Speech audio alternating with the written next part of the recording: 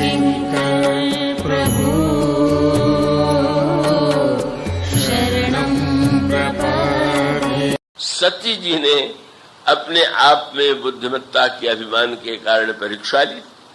लौट करके आने के बाद जब भगवान शंकर ने पूछा कि किस विधि से तुमने परीक्षा ली, तो बहुत अच्छा ये होता कि बता देते कि मैं क्या बताऊं, मैं तो बड़ी भूल मुझसे हो गई। आपने तो पहले मुझे बताया था, मैं समझ नहीं पाई, और वहां जाकर के मुझे पता चल गया कि साक्षात प्रभु हैं। मैं आपसे, उन्होंने तो क्षमा कर ही दिया, आप भी मेरे अपराध को क्षमा कर दीजिए, तो ये बुद्धि का सदुपयोग होता। लेकिन भगवान शंकर ने जब कहा कि सत्य बोलना, तो याद रखिए, सत्य बोलना साधक का सर्वोत्कृष्ट धर्म है। जो साधना के पथ पर चल रहा है, रोगी अगर डॉक्टर से झूठ बोलेगा, रोगी अगर वैद्य से झूठ बोलेगा, तो दवा क्या करेगा।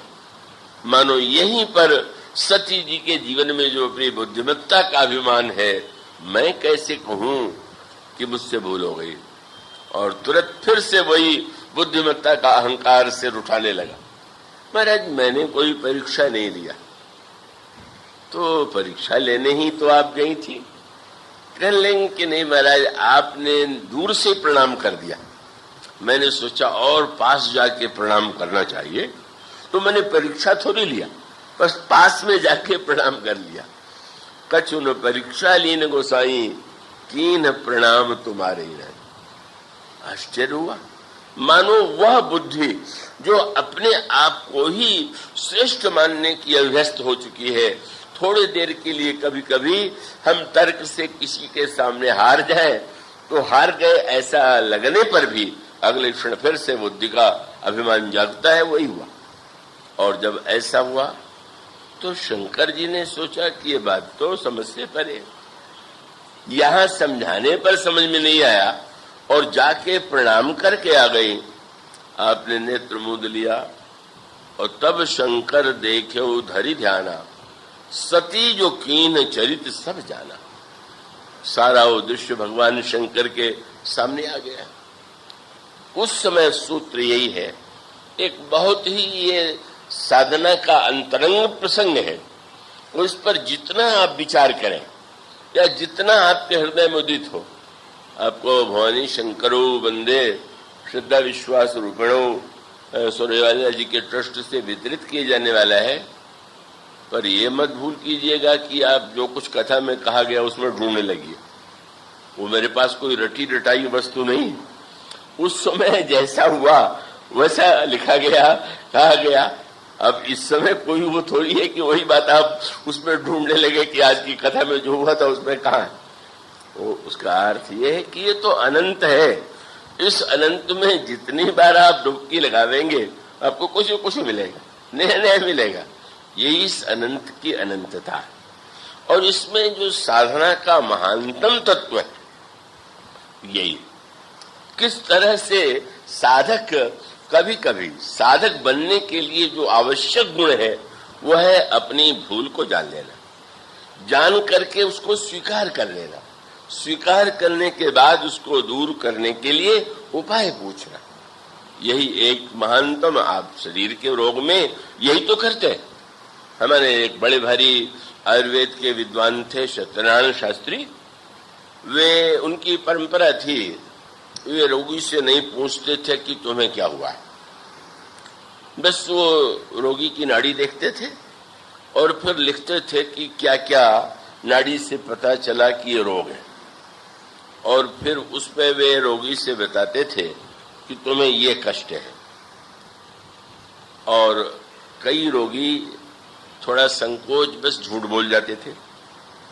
मान लीजिए कुछ रोग ऐसे हैं कि जिसको बताने में संकोच व्यक्ति को नहीं होता, पर कुछ रोग ऐसे होते हैं कि कहने में व्यक्ति को लगता है कि बताना तो ठीक नहीं। अगर किसी व्यक्ति ने, रोगी ने कह दिया कि महाराज ये तो आप जो कह रहे हैं वो तो नहीं है, तो तुरंत कह देते थे कि आप और किसी वैद्य के पास जाइए। जब मैं आपके रोग का ही पता नहीं है तो मैं दवा क्या दूंगा। और वह सूत्र मानो यह बताने के लिए कि जहां पर हम रोग मन का दूर करना चाहते हैं, वहां तो अपने मन की समस्या को सामने रखना कर्तव्य है। और अगर हम रोगी के सामने जाकर के, डॉक्टर के पास रोगी जाए और रोगी पूछे, डॉक्टर पूछे आपको क्या कष्ट है, बोले मुझे तो कोई कष्ट नहीं, मैं तो आपको देखने ही आ गया, तो डॉक्टर कहेगा बेकार, आपने देख लिया, आप चले जाइए। सती जी अगर ये कह देती कि मेरे मन में संशय था, भ्रम था, अभिमान के कारण मैं चली गई और मुझसे भूल हो गई, नहीं, अरे आपने तो दूर से प्रणाम कर दिया, मैं तो पास से प्रणाम करके आ गई हूं। भगवान शंकर ने सोचा अब क्या करना चाहिए, और तब ये एक बड़ा गंभीर प्रसंग यह है कि ये जो वन है, चित्रकूट का वन जो है प्रेम का वन है, और दंडकारण्य का वन जो है संशय का वन है। तो चित्रकूट के मिलन में वन में मिलन होता है और दंडकारण्य के वन में वियोग होता है। चित्रकूट में श्री भरत का श्री राम से मिलन हुआ, अयोध्या वासियों का प्रभु से मिलन हुआ, गुरु वशिष्ठ और भगवान राम का मिलन हुआ, और दंडकारण्य में भगवान राम का सीता जी से वियोग हुआ और सती जी से शंकर जी का वियोग हुआ। क्योंकि यह दंडक वन जो है संशय का वन है। प्रेम के वन में मिलन होता है और संशय के वन में वियोग होता है। जब प्रेम आता है तो दूरी मिट जाती है, और संशय आ जाए तो पास होने पर भी दूरी आ जाती है। मानो शंकर जी ने जब ये सोचा अब मुझे क्या करना चाहिए, उनके हृदय में राम बोले, आप लोग तुरंत मत कह दिया करिए, और कई कितनी दुर्घटनाएं हो जाती हैं। समाचार पत्र में निकलता है, किसी ने सपने में देखा, ये घटना मध्य प्रदेश के एक बड़े अधिकारी ने अपने पुत्र को ही देवी के मंदिर में सिर काट दिया, और जब पूछा गया कि क्यों किया तुमने ऐसा, तो उसने कहा कि देवी ने स्वप्न में आज्ञा दिया था, उस आज्ञा का मैंने पालन किया। कितनी बड़ी मूर्खता है। इसका अर्थ है कि जितने सपने आवे और उसमें भगवान के कोई रूप दिखाई दे और कोई आज्ञा सुनाई दे, क्या वो सचमुच भगवान की आज्ञा है क्या? स्वप्न जो आता है वो भगवान की ओर से भी आ सकता है, लेकिन अधिकांश स्वप्न तो हमारे आपके मन का ही निर्माण है, मन का ही खेल है। इसी को समझ लेना बहुत बड़ा साधक का कर्तव्य है। इसलिए मानो रामायण में बताया गया कि रावण जब हारने लगता है तो हनुमान बना देता, श्री राम लक्ष्मण को प्रकट कर देता है। अब रावण के बनाए हुए हनुमान की अगर पूजा करने लगे बंदर, और रावण के बनाए हुए श्री राम और सीता जी को देख करके अगर बंदर साष्टांग प्रणाम करने लगे तो अनर्थ ही हो जाएगा। अब जिस समय रावण ने हनुमान जी को बनाया और वो पर्वत लेकर के, जो हनुमान दिखाई दे रहे हैं, बड़े बड़े पर्वत लेकर के आ रहे हैं, बेचारे घबरा गए बंदर, अरे अब हनुमान जी ही पहाड़ लेकर के चले आ रहे हैं। और तब प्रभु समझ गए बंदर भ्रम में पड़ने जा रहे हैं, और ऐसा भ्रम बहुत बार हो जाता है। कब ऐसा भ्रम उठता है? जब भगवान साथ में हो।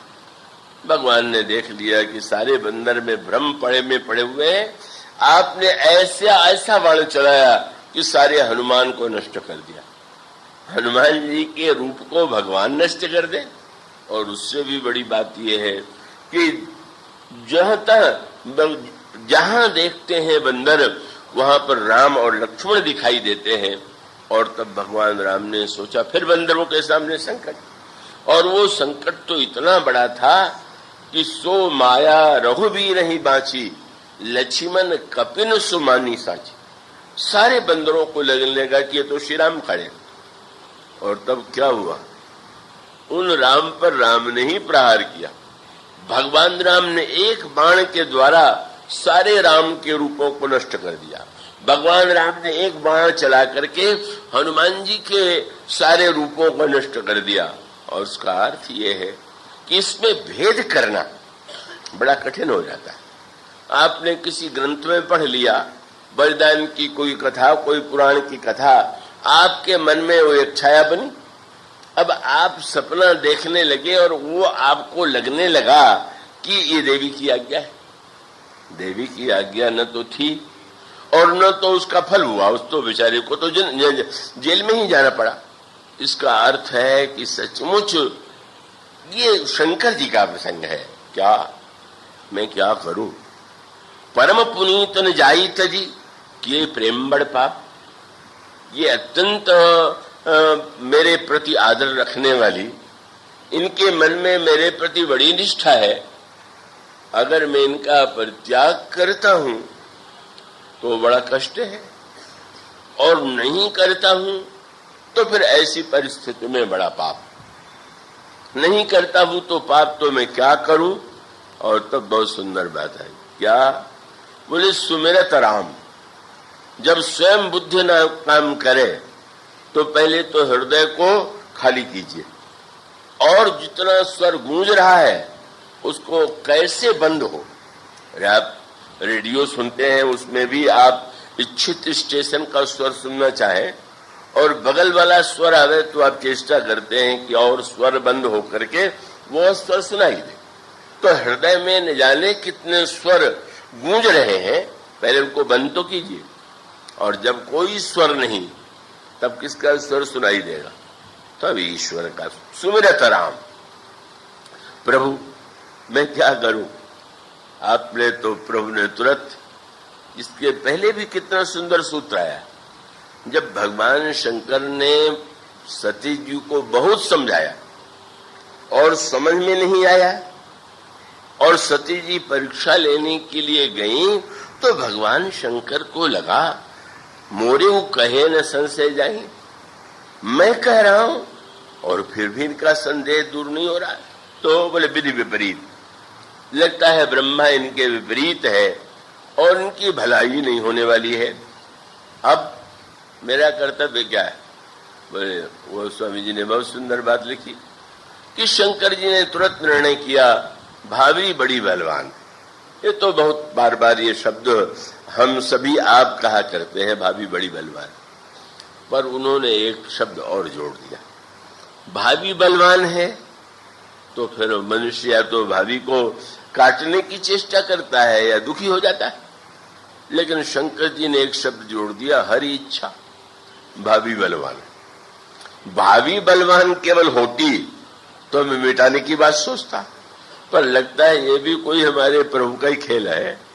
हरि इच्छा है, और हरि इच्छा है तो निर्णय कर लिया, हुई है सोई जो राम रचि राखा। अब प्रभु आपका जो खेल हो, आप लगता है कोई बहुत बड़ा नाटक करने जा रहे हैं। अब आप आगे बताइएगा। जितना पाठ मेरा था मैंने कर दिया, आगे वाला पाठ अभिनेता को बता दिया कि आज मंच पर ये पाठ करना है, कल वाला बोले कल बता देंगे। मानो शंकर जी ने कहा मैंने तो पाठ पूरा कर दिया। किसी का भ्रम हो तो दूर करना चाहिए, किसी का संशय हो तो दूर करना चाहिए। नहीं समझ में आ रहा है तो भाभी, किसी ने शंकर जी से कहा आपका तो बड़ा नाम है कि भाभी ही मेट से कहीं त्रिपुरारी। शंकर जी भाभी को मिटा सकते हैं।